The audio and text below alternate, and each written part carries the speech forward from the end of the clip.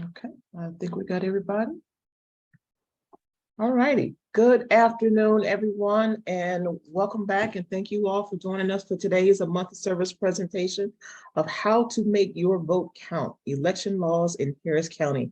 My name is Nia Murray. I am Programs Coordinator with Neighborhood Recovery Community Development Corporation, and we are one of the partners in the A Month of Service collaboration. Also included is the City of Houston's Department of Neighborhoods, and joining us today is Ms. Myra Hippolyte. Also included is the Houston Bar Association, Lone Star Legal Aid, Harris County Appraisal District, Harris County Tax Assessor Collector's Office, Houston Volunteer Lawyers, and the Earl Carl Institute. And collectively, we make up a month of service. And basically what a month of service is a collaboration of these 8 different organizations that come together on a monthly basis and offer a variety of workshops, presentations, resources, information relative to community empowerment, asset building, asset protection, and maintaining of generational wealth. We came together several years ago and decided to collaborate because we wanted to create a larger impact due to the fact that we service pretty much the same community, have the same mission, same goals in mind.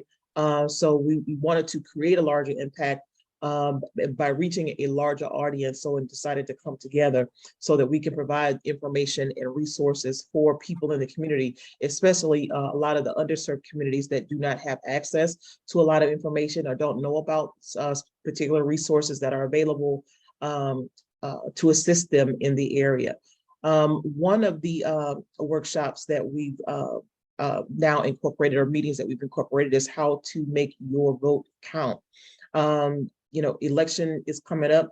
We know that people have a lot of questions, don't know the process about registering to vote, the importance of actually voting, and what the laws are, what the processes are. And we wanted to provide you with that expertise and that information. So we've got Mr. Daniel Ybarra, or DJ, sorry, with Harris County Elections Administrator, who's going to be facilitating and providing you all with a lot of information for today. So also, just so you know, whenever you guys see a course number outside of the title of the presentation, the Houston Bar Association offers CLE credits for attorneys that actually participate in the A Month of Service legal workshops. So if you are an attorney, here's an opportunity for you to receive that free legal credit.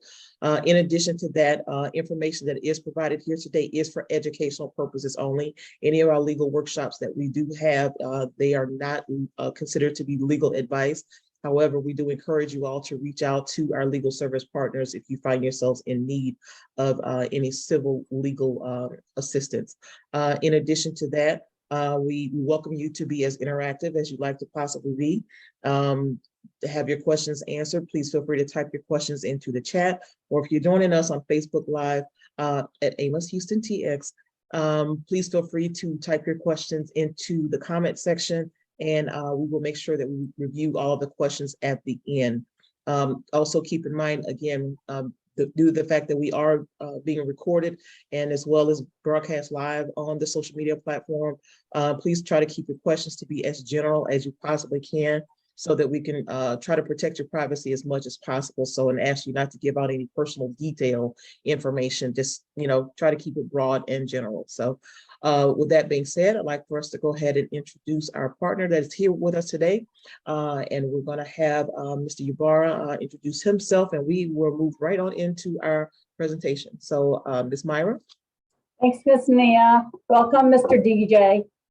My name is Myra Hippolyte, and I work with the City of Houston Department of Neighborhoods under the direction of Division Manager Paul Green, on behalf of Mayor Sylvester Turner, and happy birthday, Mayor Turner, and Director Takasha Francis. We want to welcome you to the Month of Service program. The Month of Service collaboration or program is all about giving back free information to the Houston, Harris County, state of Texas community. We want to make sure that you know, and I'm going to say that you know, and repeat it again, that you know that you're not alone in this world, that we want to make sure that in whatever stressor you're going through in your life, that you know there's a team of partners here to help you give out free information. You know, a lot of times in our families and friends, you know, they got this information and they feel like they want to hold this information. They don't want to share the information with anyone. Well, nope, not the month of service. The month of service wants to make sure that you have all the information you need, that whenever you're going through a stressor, you can make the right decisions. And as most of y'all know, this is going to be one of my favorite topics, because what do I speak about all the time? It's making sure you're registered to vote and making sure you go out and vote. Now you can ask all of our 4 children, and they are from 40 to 38. They're exhausted and tired of me and my husband and I always saying, you registered to vote? Did you go vote? Did you get educated on what you're supposed to vote about? We don't care who you vote. We don't want to know who you vote, but did you vote? So please, I am so excited. And Mr. DJ, we applaud you all for being here and taking time out of your busy schedule. So again, everyone, get ready to vote. Thanks, everyone. All right. Thank you so much, Daniel. Go right ahead. All right. Thank you. Thank you very much for having me. I'm really excited to be here. I'm going to share my screen. Okay. See the PowerPoint? Everybody see the PowerPoint? Okay. Okay. Yep. Great. So my name's DJ Ibarra. I am the Deputy Director for Voter Registration Outreach for the Harris County Elections Administrator's Office.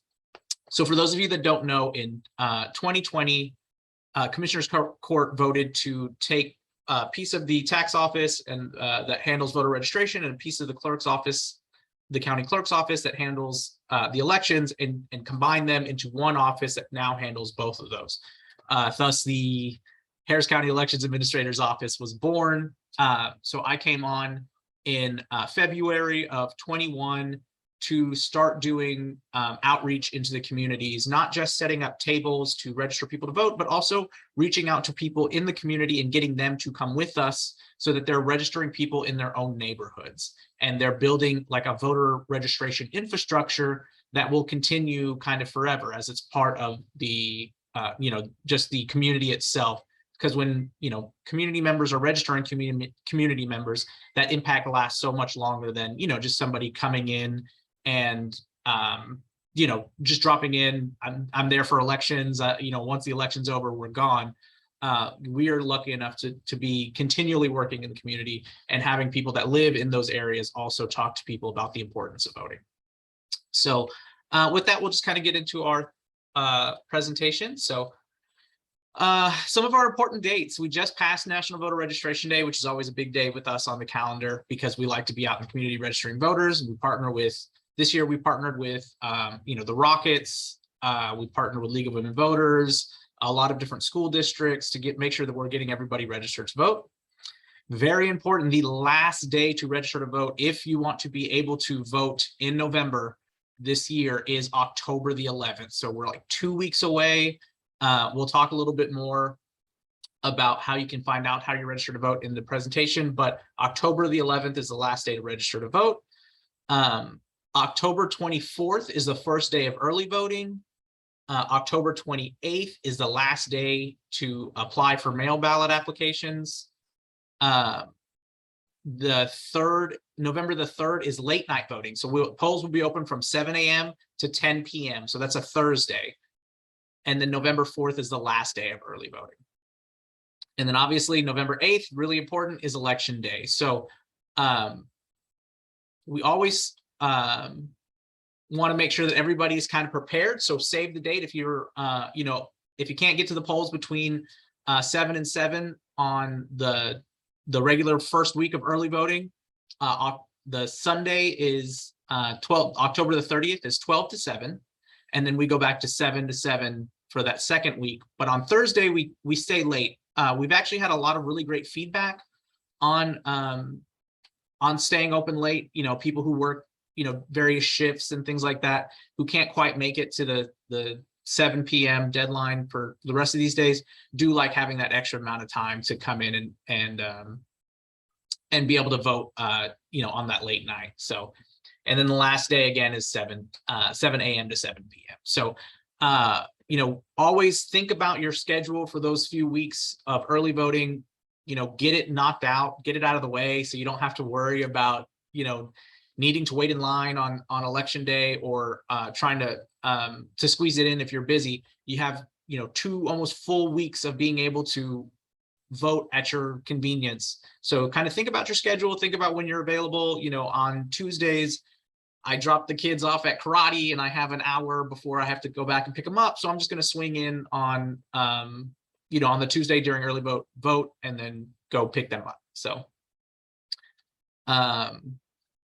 great. And then obviously to be eligible to register a vote, person must be 17 years, 10 months of age, be a United States citizen, be a resident of the county where you're registering, not have been determined by a final judgment of court to be mentally incapacitated, or been convicted of a felony, or if convicted, must have been fully discharged of the person's sentence, or been pardoned or otherwise released from the resulting disability to vote. So this is what we call, well, not we call it, but generally when you're out registering people to vote and somebody says like, oh, I don't know if I'm able to vote because I'm a felon, we generally will want to ask them, are you off paper? So that's a term that they should know. That means they're completely done with any sort of time and service, that they've been sentenced to, and they've completely done everything that they need to do to get the whole thing discharged, and they're eligible to register to vote again. So we always want to make sure people understand that they have that right once they're completely done with everything. If somebody says, oh, I'm not quite off paper yet, well, we can just let them know like, oh, well, once you're off paper, you are available to vote again. So the deadline to register to vote is always 30 days before election day. So this last day to register to vote is October the 11th, 2022. To change your name and address, a completed decide application is also required. So Texas does not allow online voter registration from like zero, right? So if you've never been registered to vote before in Texas, you cannot register to vote online. What you can do, and what some organizations and kind of the state and our website also does, is you can fill out a form online. You put in all your information, that's required, and then you print it out, you put it in an envelope, and you mail it to our office. So if you are trying to vote online, I'm trying to register to vote online, and you fill out that stuff, you always have to make sure you're printing out that final part, putting it in an envelope and sending it our way.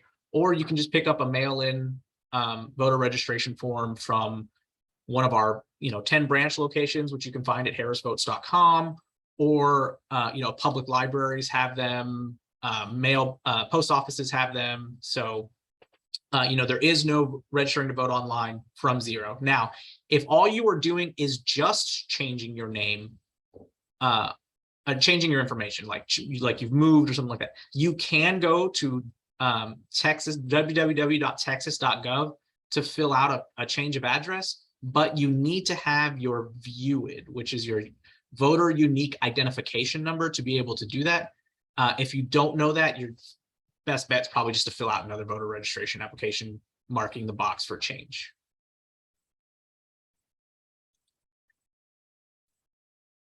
All right.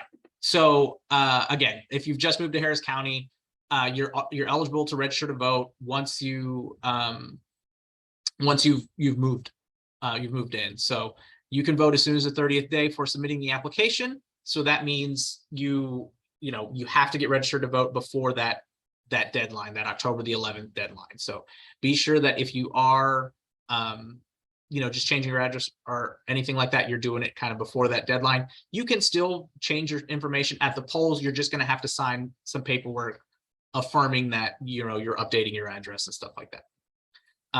But if you already know that that you moved since the last time you voted, you can go ahead and register to vote on in advance. All right, planning to vote.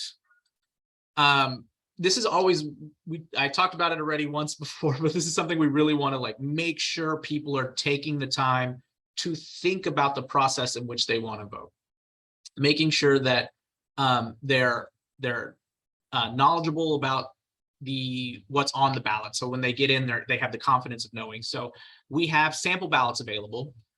They're available as soon as the ballot is finalized at the end of September. So we should be finalizing that ballot now. I know that we're doing some proofing. I'm pointing over here because they're right outside my office here, finalizing going through all of the translation work and finalizing all of the different languages. But so we provide sample ballots in 4 different languages: English, Spanish, Vietnamese, and Chinese. And then you can bring your sample ballots or handwritten notes into the polling locations. So if you have one of these big yellow sample ballots, you can actually bring it into you can make your decisions on there and bring it with you to the polls. So if you are trying to remember everybody you wanted to vote for, right? You can pick up one of these sample ballots. You can also print them out at home from our website. If you go to our website at harrisvotes.com, there's a place where you can search your ballot. You can type in your name or address, and it'll bring up the ballot that is specific to what you're going to be voting on. So it'll be the exact same thing that you're seeing on the machine, and you'll have all of that information right there. The thing that you cannot bring into the polling location, so like if you have all this information on your phone, you can't have electronic devices out inside the polling location. So if you do want to have some sort of printed or handwritten notes, you can bring those in, but you can't have electronic devices out in the polling location. Okay. And then speaking of polling locations, we are still doing countywide voting. So anybody can vote at any location in Harris County. We're going to have almost 800 locations. We're going to have almost 100 early vote locations. So the locations we're almost completely done solidifying all of them. We'll be posting them online very soon. And then you'll be able to look again at our website, harrisvotes.com, to find which ones are closest to you. If it's easier for you to get away while you're at work, you can find the one that's close to work. If it's easier for you to get away when you're at home, just to run in and vote real quick, you can do that at home. Also, during early voting and on election day, we will have kind of wait times posted on the website as well. So if you can see, oh, I'm at work and I was going to try to sneak away, but the polling, place is really busy, you can find another one that's close to you, because there's 100 around the county. There should be another one that's close to you that you can see that may not have quite a line. There's certain locations that we know are just kind of always going to be busy. The West Gray Metropolitan Center, Community Center is always a busy one. Acres Homes on certain days gets really busy as well. So there is there's a lot of other locations outside of those big locations that everybody likes to go to, where you could probably just walk in and walk out instead of having to wait in line. Oh yeah, all of our polling locations are also, they have to go through a process of being passed by our ADA team, our American Disabilities Act team that goes in and they make sure that it's all compliant with all of the rules. And then it's passed by Commissioner's Court as well. One of the big things that we saw in the March primary was with the new rules from Senate Bill 1 through the Texas legislature in 2020, ballot by mail rejection rates kind of ticked up. And that's due in part because of a new rule that the numbers, your driver's license number or the last 4 digits of your Social Security that you filled out on your voter registration card, form, have to be the same thing that you use on your ballot by mail ballot, right? So you have to make sure that if you are choosing to vote by mail, the odds are, if you don't remember which one you use, your driver's license or the last 4 of your social, and I'll talk about this a little bit more when we get into the towards the end when I actually have the ballots up, you have to make sure that you really want to put both just in case. If you don't remember which one, when in doubt, fill both out. you want to make sure that you're putting both of them on there just to be safe and know that you're going to get your mail ballot counted, and you're not going to have to worry about having to come in and cure your vote. So, you know, we did have a lot of rejections in the March 1st primary, which was kind of the first one that had that new rule. It dropped a little bit in the local and constitutional elections in May 7th, and then dropped a little bit more in the May 24th. You know, obviously we had a lot fewer voters, so we wanted to make sure, you know, it is dropping. So we're trying to make sure we're getting that word out there that using both the driver's license and the last four of your social when you're filling out that ballot and application to make sure that you're getting counted. So speaking of mail ballots, the eligibility requirements are, you know, 65 years of older. The voter's going to be outside of Harris County during the early voting and election day period, or they're confined to jail and eligible to vote, or they have a disability or are going to be confined for childbirth. So you want to make sure to get your application in by October 28th, and that is into our office by October 28th. Okay, so you can see kind of here on the how to avoid mail ballot rejections, we have this part of the ballot. You have you want to make sure that you're going to put your driver's license or personal identification. I keep bouncing it, trying to zoom in a little bit. You want your driver's license or personal ID number here, and the last four of your social here. If you remember which one you used, you can use either one of those, but we're going to have to match these up against the voter registration file so that we can accept that that application. And then, but you want to make sure to put both if you're not sure. Okay. And then also we have contact information here. So phone and email. If anything's wrong, we can give you a call and say, hey, there's something wrong with your application. It's going to be rejected. You're going to want to do it again. Or come in and cure it. So when returning the actual ballot, yeah, you're going to do that. And then you're definitely going to want to sign this red box. You have to sign it for it to be accepted. You cannot skip this part. You cannot miss it. You have to sign it.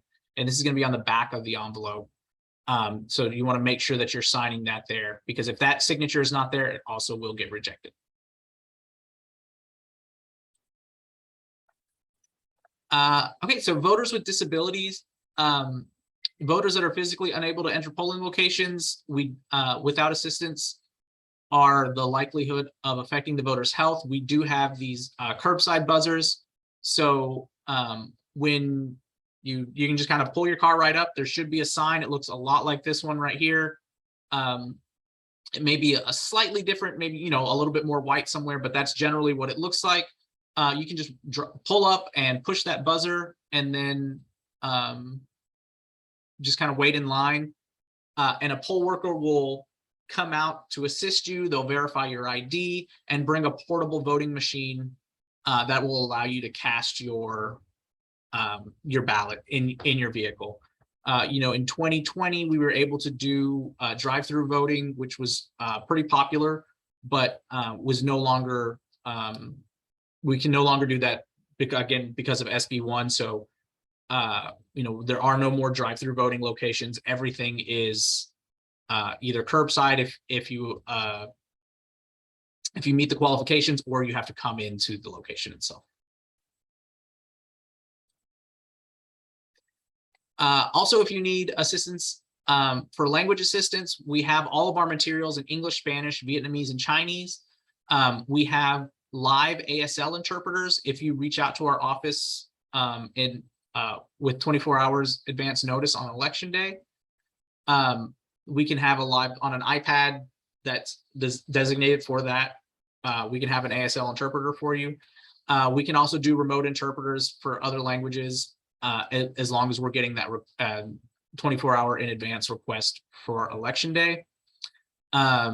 And then individual assistance is also available. If you're bringing somebody with you to the polls, they just will have to sign an affidavit and do a little swearing in thing while they're at the polls.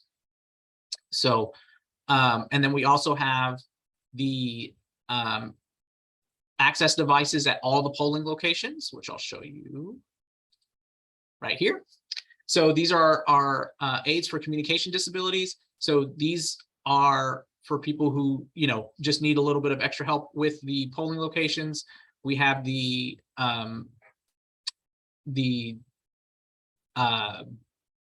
is the aid. So there's just kind of some buttons and the thing to help move along the screen. There's also audio devices that you can wear if you're, you know, you need some assistance with hearing. We have video remote interpreting, like I was talking about, on those iPads. And then we also have, you know, the sign, the tactile sign language interpreters, and the remote interpreting on that iPad, like I was talking about. So there's also, you know, accessibility booths where, you know, it's a little bit wider to leave room for a wheelchair or walking device, and it's a little bit lower so that we can have everybody has, you know, direct access to the voting machines. All right, so we also have a program called the Volunteer Deputy Voter Registrar Program. So if you are interested in registering people to vote, you can take an hour-long class and be part of our Volunteer Deputy Voter Registrars. If you are a Volunteer Deputy Registrar, you can assist people in registering to vote. This is anybody that, you know, has trouble, they cannot read or write, or they have a physical disability. You are able to help them as long as you're a Volunteer Deputy Registrar. And you know, you can fill out the form for them. You'll put your name and information on the form as well, and then sign your name as the witness, and then give the reason that they're unable to sign. Another registered voter who, or anyone who has submitted a voter registration application, can also fill out a voter registration for their spouse, parent, or child, right? So if, you know, I know that my wife needs to update their voter registration and they said it's okay for me to register them to vote, I can fill out that form for them. At the bottom, though, I would not sign, you know, my wife's name. I know that spouses sometimes know what their spouse's signature looks like. That's not what we do. So I would sign my own name, and then in parentheses next to that, I would just put spouse or partner. It only works for spouse, parent, or child. You know, grandparents, you know, live-in, you know, significant other has to be spouse, parent, child. So child can also do it for the parent as well, you know, as long as they're over 18 or at least 17 years and 10 months old and have filled out a voter registration application.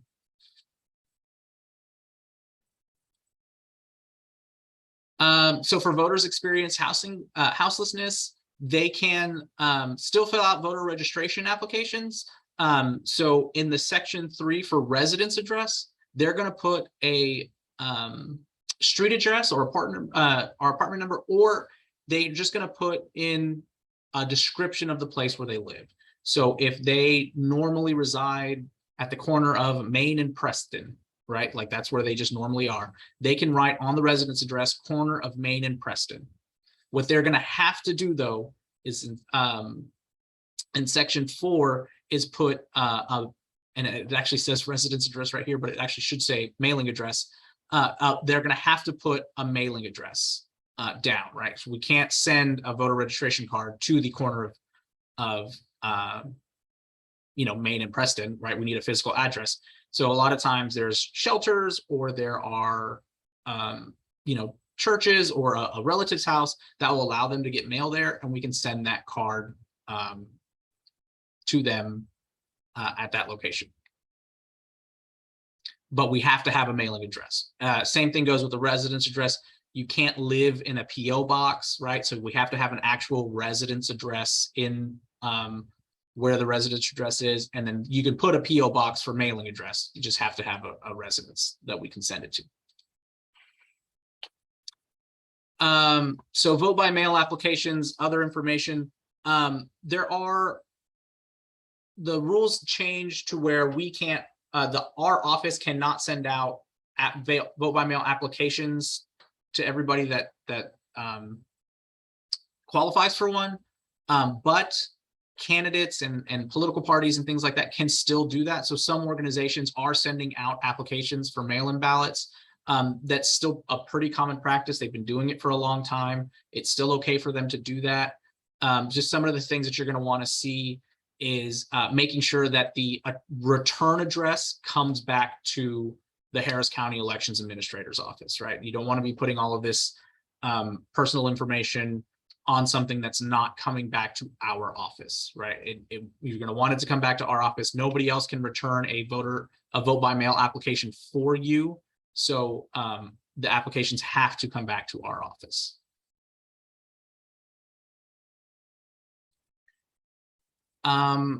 There was actually one other thing I did want to share before we get into Q&A. Just really quickly. And I wanted to go over the voter ID rules with you, but I must have taken that slide off of here on accident.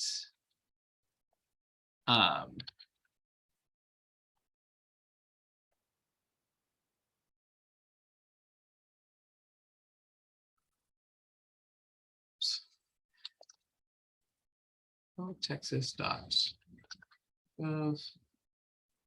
Slide this right over here.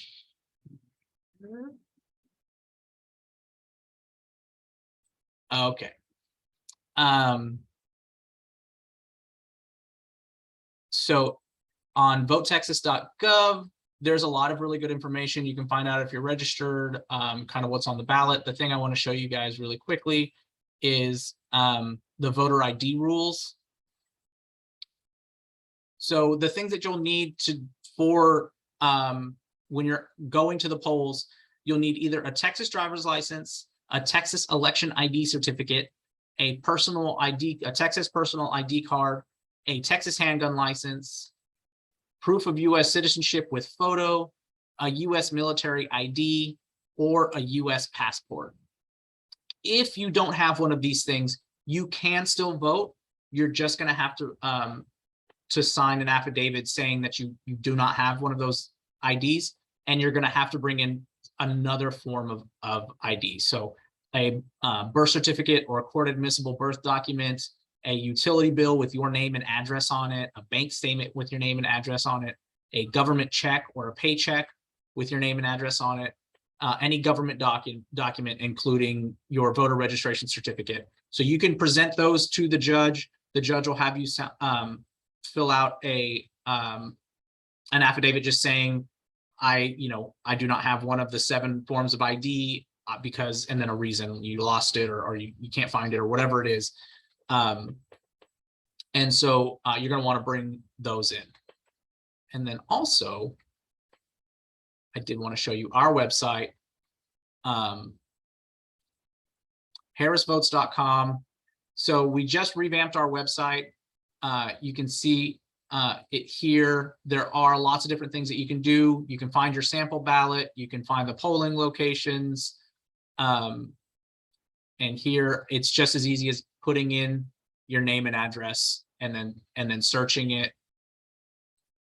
And then polling locations. Looks like we already have some of the locations up for the early voting locations up for the gubernatorial election as well. So, you can see we have them all over Harris County. And you can find which ones are closest to you. And then once early voting starts, you'll be able to see whether they're green or yellow or red. Red means that there's a long line, green means there's no line, and yellow is, obviously a little bit of a line, but not real long. Okay.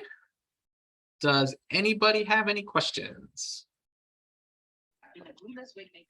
Actually, I do, really quick.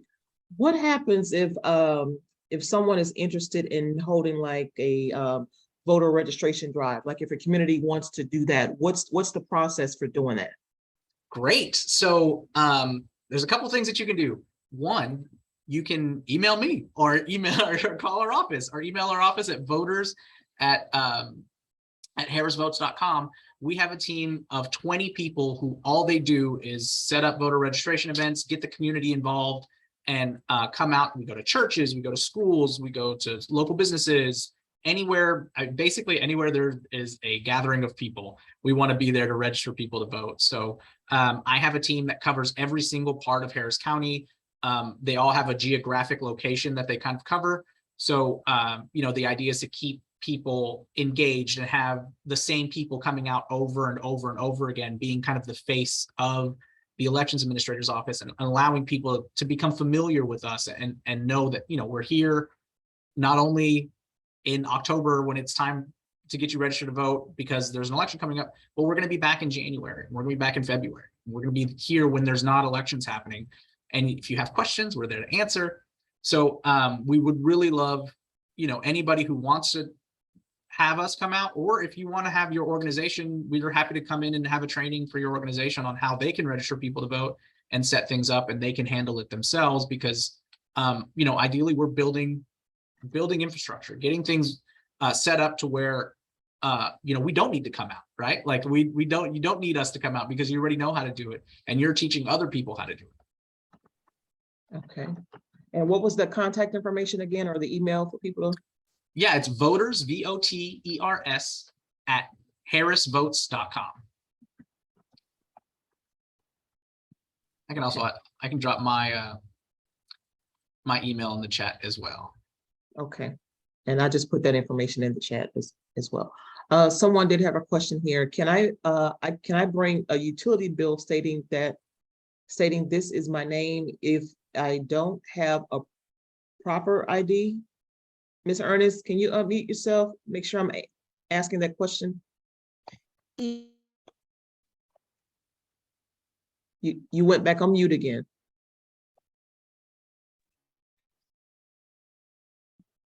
My apology. You are, it's just a question to me that I can bring in a utility bill stating that this is my name and I can vote. Yes, so you can do that. If you don't have an ID that you can bring in, like a driver's license or a personal ID or passport or anything like that, you can bring in a utility bill with your name and address on it and be able to vote. You'll have to fill out, it's called a RID, a reasonable impediment declaration. And you're just saying, you know, you're saying you don't have one of the 7 forms of ID and giving a reason why. The reason why can be anything. I lost it. Whatever reason, you don't have one. I'm just not understanding that because I know that there are people who rummage through trash and get different things out of trash, and some people don't understand. I just see a lot of fraud being done. That's a question to me, that a utility bill can, help me to vote, even if I don't have my proper ID. I was just wondering on an ID for a utility bill. I'm just curious. Yeah. Well, first of all, I would always suggest that you shred or you tear up your utility bills or anything with your name and address. That's an official document like that. But secondly, with all of the things that we have in place to keep people from voting twice, it's very easy for us to figure out any sort of fraud or anything that's happening. One of the biggest things is we just want to make sure that we're not having people not be able to vote because they lost their ID, right? Like, oh, I lost my wallet, while I was out of town, and I haven't been able to get back to the DPS. So we want to make sure that we're keeping voting easily accessible to everybody in the county. And so, having some backup documents that are accepted as well is the easiest way for us to kind of do that and be able to still verify people's identity. I was just curious on that because I do see people still just putting those bills and things in the trash. I was just curious on that. And what, how to take the deputies class again for the voter deputy? Yeah, the volunteer registrar? Yeah, volunteer deputy registrar training. So we will be having those. Unfortunately, we're going to kind of end them on Saturday because you won't get your certificate in time for the deadline if you're going to take one of our online classes. We are still going to do some in-person trainings the next week, kind of on a limited basis. But if you go to our website, harrisvotes.com, you can find all the information for doing that. So if you do want to get your training done, I would definitely suggest you do that right away, because it does take like 5 to 10 days for you to get your certificate in the mail. And we're getting really close to that voter registration deadline. So if you want to be able to register people to vote, for them to vote in November, we highly suggest you get that done. Now, all of our volunteer deputy registrar trainings expire December 31st. So whether you took it in January or whether you're taking it this week, you're going to have to retake it in January. So we're going to do a really big push in January on getting everybody kind of re-deputized and retaking their training class, so that everybody has, a 2-year term that they can use their training for. So it's 2 years, not 1 year. Yeah, it's 2 years. So if you took it anytime between January 2021 and now, it's still good, but it'll expire on December 31st. All right. Thank you so much. You're very welcome. Thank you, Ms. Ernest. Mr. DJ, when you're voting and they challenge your vote, could you explain a little bit about that and what's the process? When they challenge your vote? Or when you're voting with a challenge, is that what it is? It's called voter registration challenges. Oh, so there's a period of time in which somebody can challenge your voter registration. Yeah. So what happens is somebody comes into our office and they fill out some documents saying that they have reason to believe that you are not actually registered where you say you are. And then we send a letter, to that address asking for verification. If it's not answered within a certain period of time, you can be removed from the rolls. I don't know exactly the amount of time, but there is a certain amount of time. But there is a cutoff that we've already passed. So if you have not received one of those letters, you can't receive one right now. We can't make changes to the rolls after a certain amount of time before an election. So that deadline's already passed for people to make challenges. So if you haven't received those, if you are unsure if you're registered and you want to just double check, you can always go to our website, harrisvotes.com, do the voter registration search. You'll just kind of type in your name or your address, and we should be able to pick you up and help you there. So what happens if someone shows up to their designated voting precinct on election day, and then they're being told, you're not registered to vote here?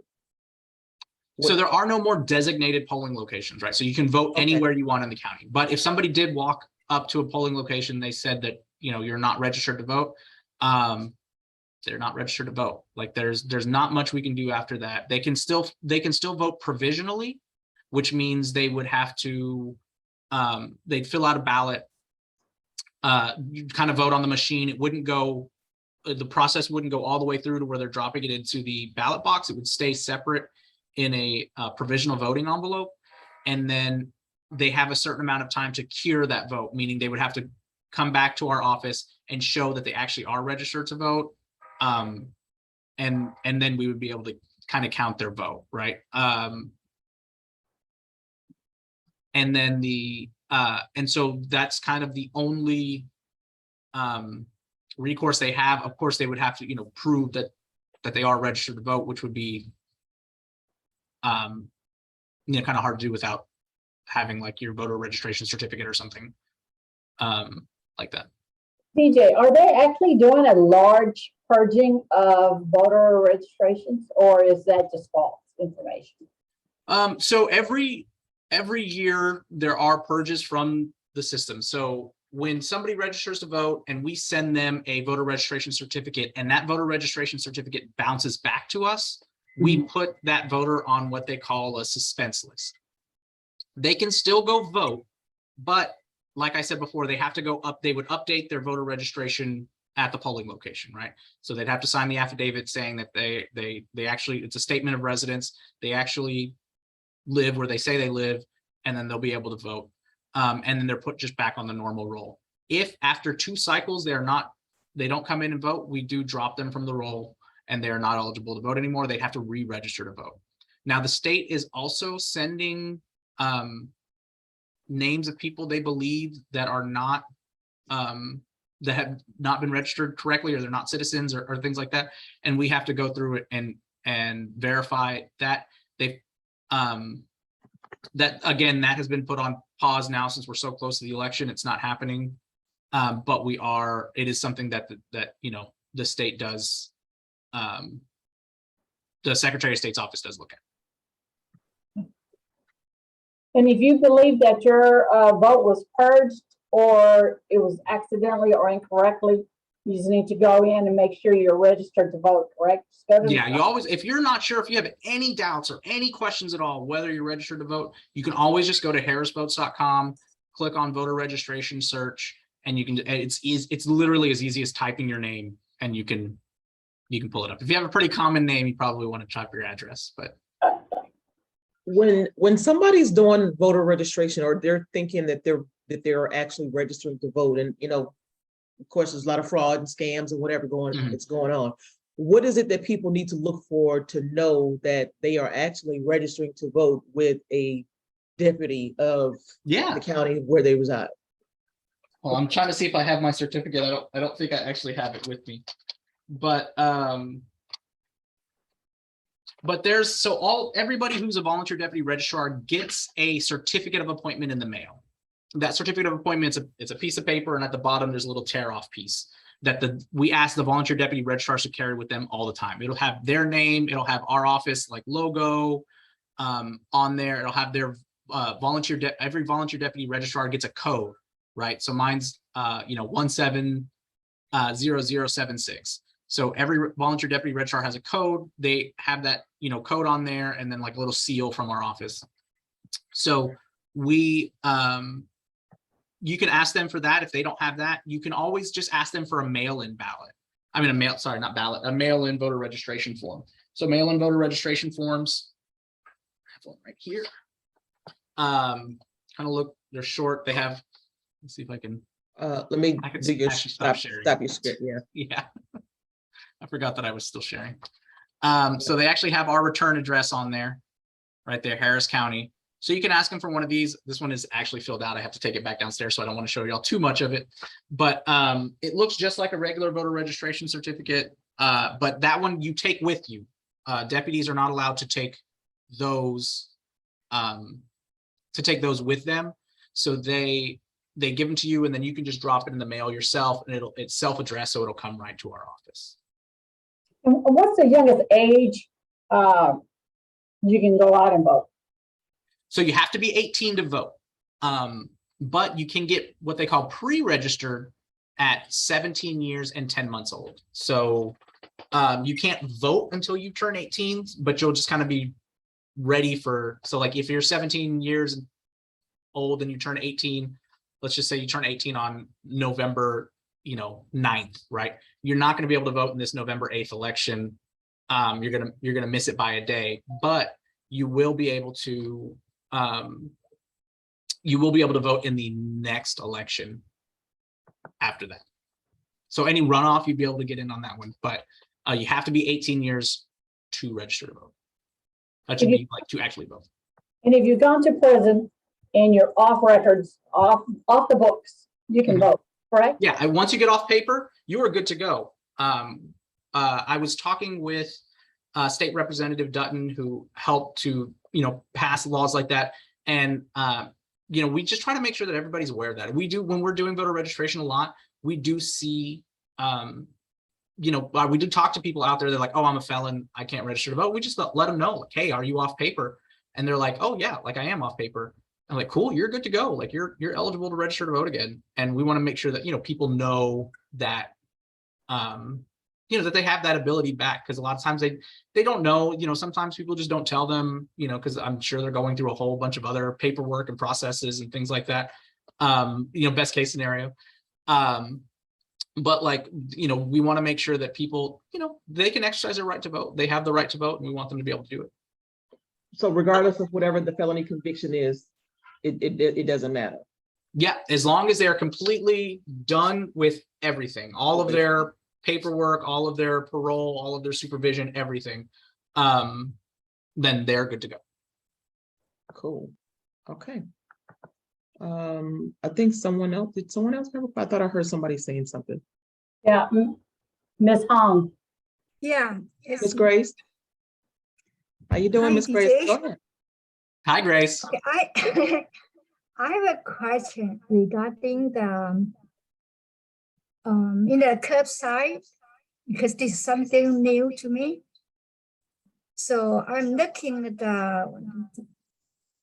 after they verify the ID, a portable voting machine will be brought to you to cast. Okay, if you go into the area to vote in person, you have privacy because your voting stand is covered around you. Mhm. But when you voting from the portable, the portable the cast machine, the device, how can you guarantee you have privacy when you're doing the voting? Yeah. So what happens is they bring out, I mean, it's a sturdy thing. It's exactly like one of the screens when you go in and vote, and it has little handles on it. And they bring that to your car. They step away. You fill out your thing. It does print the paper there, the thing. And then there's a little, it's like a half envelope, I guess, is the best way to describe it. And you put your ballots in there, and the poll worker will take everything inside, and the judge will insert your ballot paper into the scanner. So the nobody should ever see kind of what your vote is. And then as soon as you you're kind of done with the screen thing, it'll show just a little waving flag saying, hey, you're okay, you're all done with voting. Oh, okay. Thank you. Yeah, you're welcome. Mr. Ernest? Yes, I wanted to say that, oh my goodness, how do I get a copy of the candidates that's on the ballot for the November 8th election, and not me having to pay for it? My allergies are acting up, but not me having to pay for it, that I can get to some seniors so they can understand who's running, because a lot of the mail-in ballots, you can't have, they get it and they overwhelm with all these pages. And Yeah. I know that this election is large. So how can I get a printout of the candidates? Where can I pick that up? Yeah, once those sample ballots are available, you can pick them up at our office. We also send them out to libraries, community centers, things like that. But if you want to call our office, and I can pull up the phone number because I never remember it off the top of my head. But if you want to call our office, because they should be available very soon. Because like I was saying, they're working on them right now. Awesome. But you can. Is that the 755 number? Yes. Okay, it's 713-755-6965. And I'll Yeah. put that in the chat too, Ms. Ernest. All right. Thank you so much. And then we'll have them available. All right. This helps a lot of seniors that I know that who's wanting to vote, but they said things look so complicated. Yeah. And just to encourage them to go ahead and vote. And then I also found out that they can surrender their vote if they go to the voting poll, the mail-in ballot. They can surrender it to the judge if they walk up and give them their mail-in ballot. On the last election, I saw that being happening because they were concerned about the mail. Absolutely. So if they have they have to have their ballot with them. So if they've turned in a mail ballot application, right? They have if they want to end up going and voting in person, they have to bring that ballot, the ballot that gets sent to them, with them to the polling location and surrender it. Right. We do also have on our website a mail ballot tracking site on page on our website where you can again just kind of type in your last name and date of birth, and either that driver's license number or last four of your social, and it'll tell you kind of where in the process, like, oh, we've received your application, we will be sending out your ballot shortly, or, you know, your ballot's in the mail, or, you know, your ballot's been scanned at the post office, it's on our way to our office. So if, you know, if they're worried about, you know, the timing or anything like that, they can always be sure. And then also on election day, if you have not, like, the ballots need to be received before 7 p.m. on election day. So if you're getting, you know, kind of close to election day and you haven't put it in the mail yet, it may be a good idea to just go ahead and bring it in with you to go vote, or come down to, you can either drop it at the Preston office on 1001 Preston, which is downtown, or since our headquarters will be moved to NRG on that day, you can go to NRG and drop it off as well. What are some of the biggest concerns Thank that you. voters have when they're going to vote? Like, So I would say from some what of you the, guys, from what Yeah, you some- guys have seen, from what you all have seen, what are some of the biggest, like, apprehensions or biggest concerns that people have when they go to actually vote? yeah, so I would say a lot of the things that we hear when people are calling our office or things like that are, you know, again, like she was saying, like, there's so many things on here. I don't know, you know, how can I find out more information about the candidates and things like that? And there's not a lot of stuff that we can kind of do about that, right? Because our job is to just make sure that we're running the election well, and everybody has the information that they need in terms of who is on the ballot. But the finding more information about the candidates, it's hard for us to, you know, do so without, you know, still staying completely and Within your boundaries. nonpartisan, right? But there are resources like the League of Women Voters puts out a voter's guide that has what are they called, like surveys that the candidates have filled out, right? And they have all of their information on there, things like that. You know, also we're gonna have, you know, our ballots here in Harris County are super long. There's a lot of candidates and a lot of positions that people vote on. So that ballot paper, when you're voting, is going to be two pages again. And so when you vote, when you check in to vote, the judge is going to give you 2 pieces of paper. One of the things that you're definitely not going to want to do is like roll them up, or like roll them up and then tuck them in to where you're folding them while you're trying to vote. You know, so just being very careful with that paper. And then when the machine asks you for the paper, use 2 hands to guide it into the machine, or so it doesn't, you know, it doesn't get jammed. There are some new paper guides that will be on the machines this time, so it should help. But, you know, just being very, very gentle with that paper so that it doesn't get backed up. You know, one of the things that they put into state law was having a paper backup system. And unfortunately, Harris County just has so many things that we have the long legal sized paper, and it's still 2 sheets. So, you know, other than that, and then, you know, there's a lot of where do I go to vote, right? Like where are the polling locations? Where do I go to vote? You know, and you know, go to harrisvotes.com. There's lots and lots of locations. If you're at a location and there's a line, you can look it up, harrisvotes.com, see if there's somewhere close. There's an elementary school that's right next to West Gray that never has a line. But people love to wait in line at West Gray to go vote. But there's, I mean, it's blocks away. Just, you can go to the elementary school. It's right there. And you know, let me ask you something. So I live in Leake City, and that's Galveston County. Mhm. So I can go anywhere in Galveston County and vote. I don't know. Okay. Yeah, like different counties have different rules. Yeah. So Harris County has countywide voting. You know, I don't know about any other counties, unfortunately. Galveston County does, but I just want to, so Harris County does have. Yeah, county, yeah. like, you can go So if anywhere. if there's a place that's close to work that works better for you, you can go there. If there's a place that's close to home that works better for you, you can go there. Like I said, if you're, you know, dropping the kids off at you know, football practice or whatever, and you know, if there's a place close to there, you can go to there. Like anywhere you want in the county.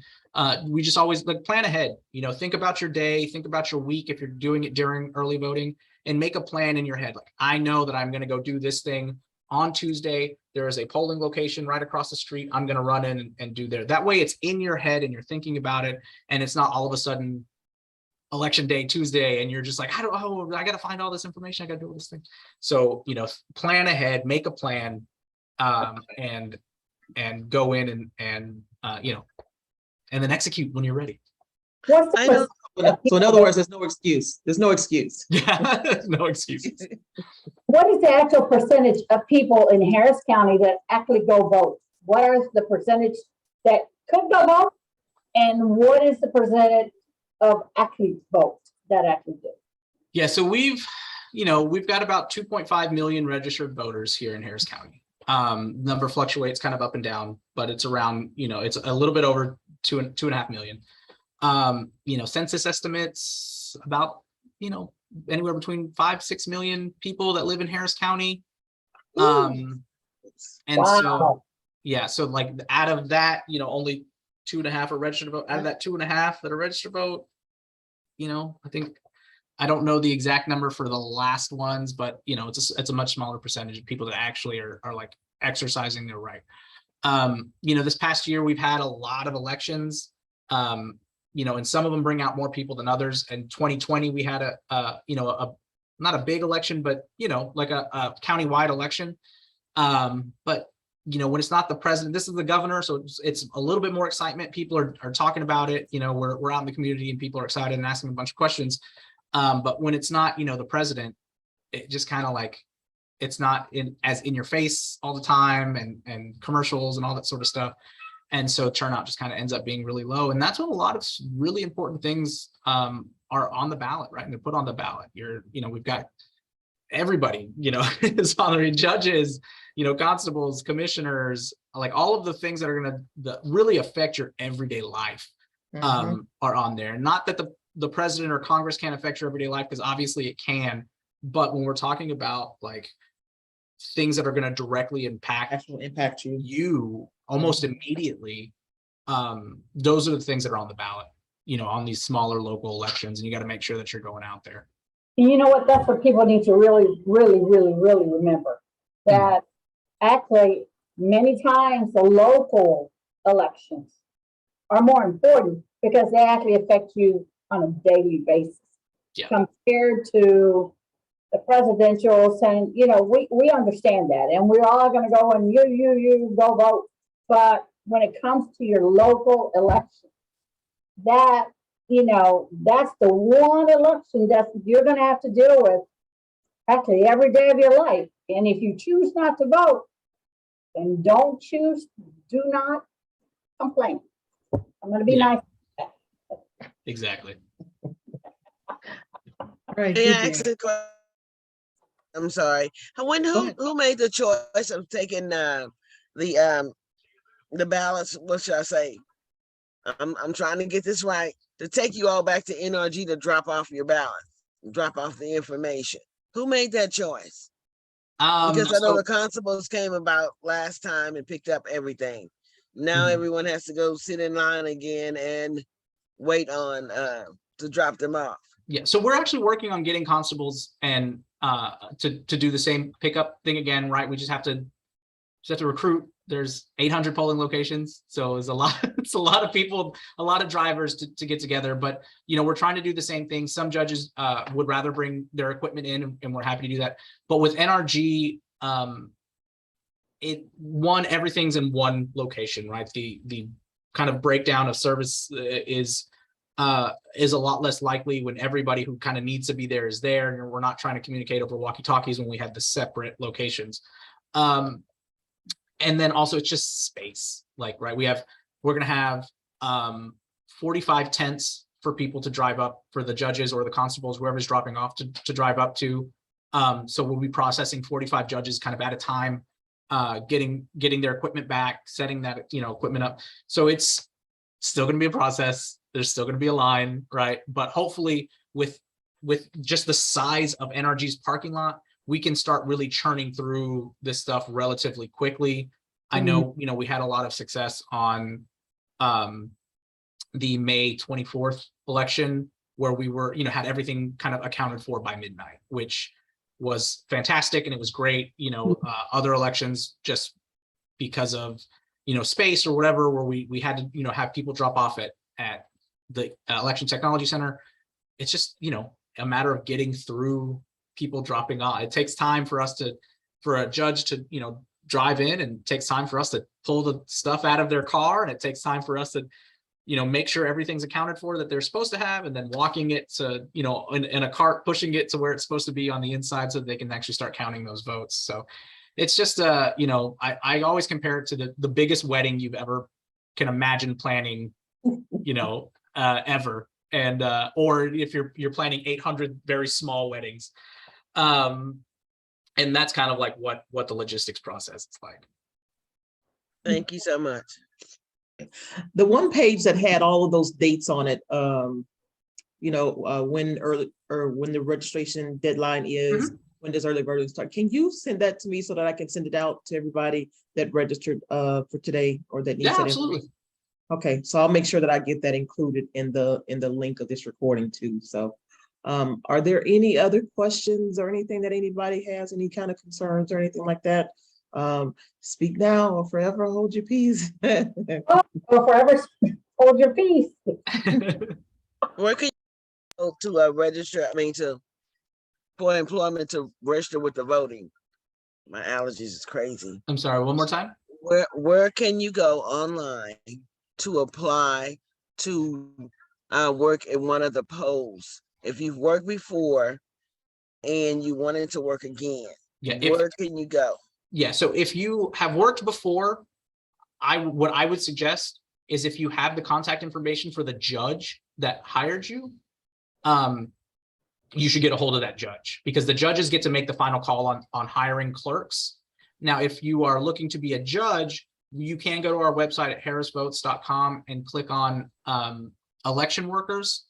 And there's some information about how you can sign up. I do know that we did have a lot of people sign up, way more than we could ever go through. So if you're looking to be a judge, I can't guarantee that we're going to be able to get anybody placed, but we do. But if you are looking to be a clerk, especially if you're bilingual in English, Spanish, Chinese, or Spanish, Chinese, Vietnamese, we can help out. But what happens is we just kind of give the judges lists of possible clerks, and then the judges are responsible for hiring the clerks.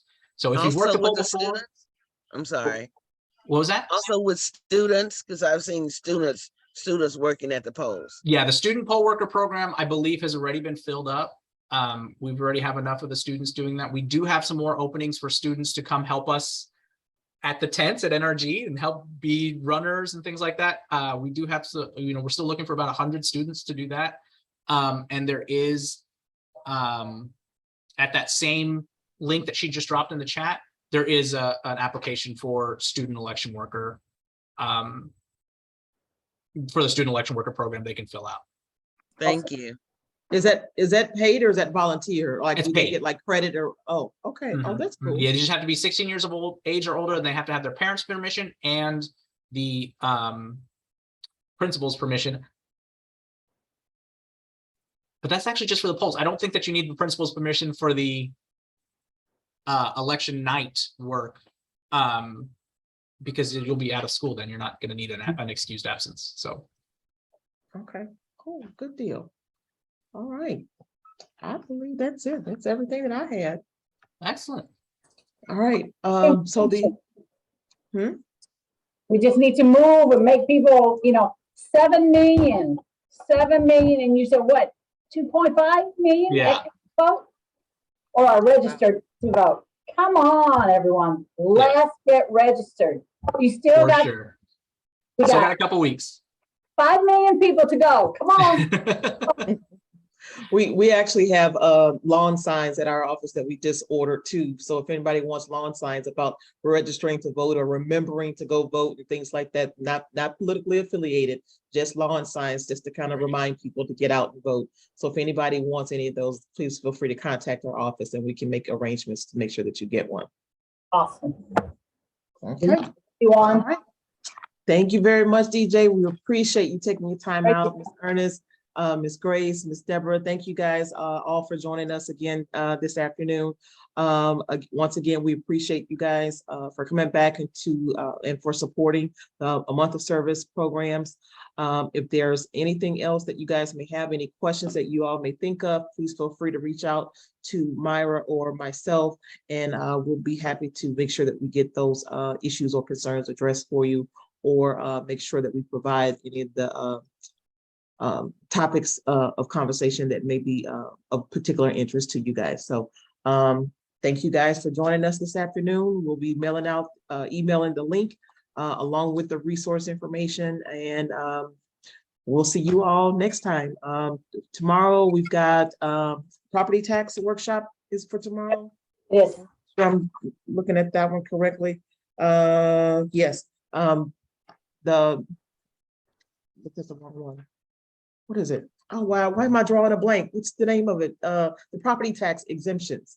And if you have not taken advantage of Harris County, of any property tax exemptions that you are eligible for, please tune in to get the information about those. In addition, if you are experiencing financial hardship and find yourself have been delinquent taxes or so on and so forth, then there are various options and resources that are available that you can potentially qualify for. So tune in, let somebody else know that help is out there. But thank you guys again for joining us, and we will see you all next time. Thank you, DJ. Have a good day. job, DJ. And we need what? 5 million more registered voters. All right. Have a good day, everyone.